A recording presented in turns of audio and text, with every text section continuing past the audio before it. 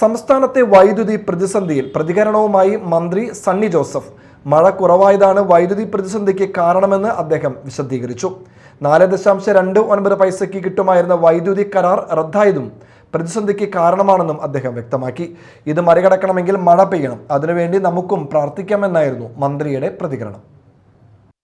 മഴയുടെ കാര്യത്തിൽ ഗണ്യമായ കുറവുണ്ട്. നമ്മളതിന്റെ കണക്ക് തന്നെ പറഞ്ഞായിരുന്നു.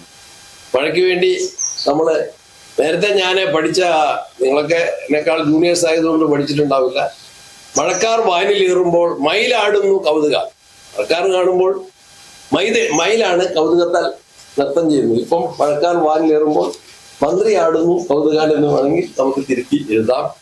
മഴയ്ക്ക് വേണ്ടി നമുക്ക് പരിശ്രമിക്കാം. ഇത് ഇന്ത്യ രാജ്യത്തും ലോകത്തു തന്നെയുള്ള ഒരു പ്രതിഭാസമാണ് ഈ മഴ കുറയുന്നത്. മഴ കുറയുമ്പോൾ വരുന്ന രണ്ട് കാര്യം: ഒന്ന്, ജലലഭ്യത കുറയുന്നു. നമ്മുടെ വൈദ്യുതി പദ്ധതി, ജലവൈദ്യുത പദ്ധതികളിലെ ജലശേഷി കുറയുന്നു. അപ്പൊ നമുക്ക് ഉത്പാദനം കുറയും. വേറൊരു കാര്യം, മഴ കുറയുമ്പോൾ ചൂട് കൂടും. എല്ലാവർക്കും അറിയാവുന്ന സിമ്പിൾ സയൻസ് ആണ്. അപ്പൊ നമുക്ക് വൈദ്യുതിയുടെ ഉപഭോഗം കൂടുന്നു. ഇത് രണ്ടുമാണ്. അതിന്റെ രണ്ട് സൈഡിലെ എഫക്റ്റും നമ്മളെ മോശമായിട്ടും ദോഷമായിട്ടും ബാധിക്കുന്നു. പരിഹരിക്കാനുള്ള കഠിന പരിശ്രമത്തിലാണ്